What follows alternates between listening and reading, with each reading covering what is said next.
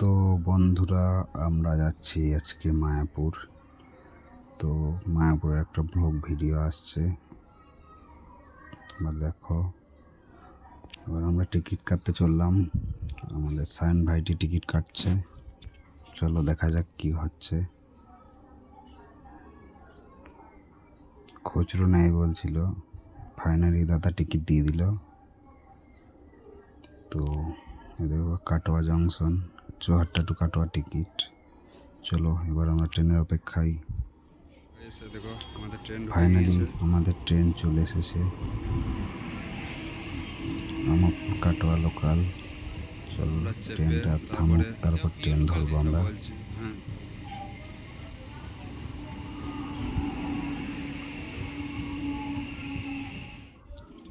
দেখো ট্রেন দাঁড়িয়ে গেছে, ফাইনালি আমরা ট্রেনে চাপবো। ট্রেনে চেপে পড়লাম। যেতে যেতে দেখাচ্ছি প্রাকৃতিক সৌন্দর্যগুলো, সোনার ফসল দেখতে দেখতে আমরা চললাম।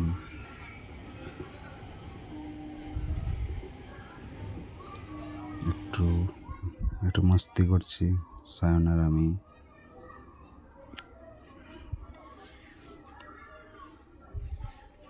সৌন্দর্য দেখতে দেখতে আমরা চললাম।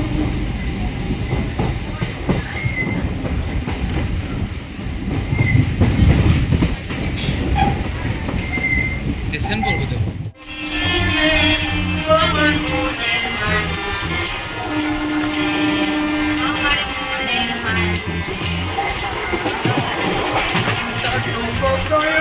আমরা পৌঁছে গেছি আমাদের গন্তব্যে। এখান থেকে আমরা টোটো নিয়ে তারপরে নবদ্বীপ ফেরিঘাটের উদ্দেশ্যে রওনা দেব।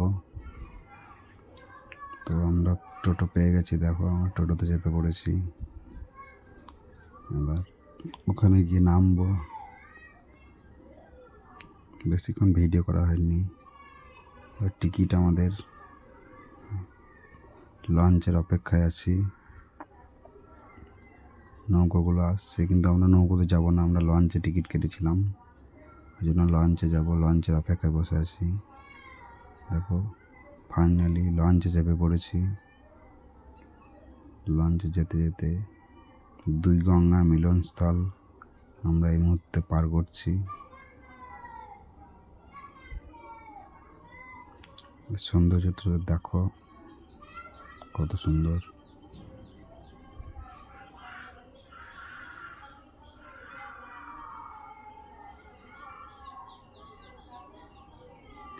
খুবই সুন্দর, তোমরা না এলে বুঝতে পারবে না, এতটাই সুন্দর।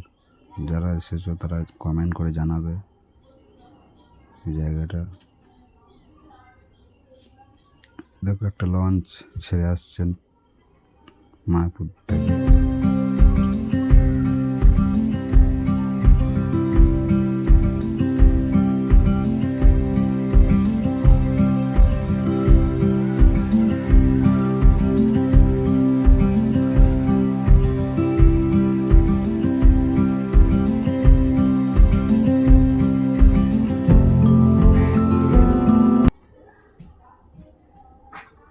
আমরা এবার লঞ্চ থেকে নামবো। চলে এসেছি লঞ্চের কাছে। লঞ্চ ঘাটে সব নামতে শুরু করে দিয়েছে।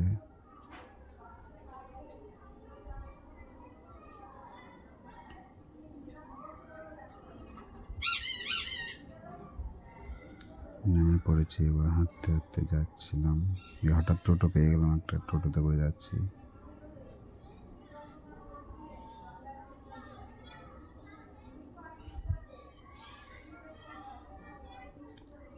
হয়ে গেলাম মায়াপুর ইস্কন।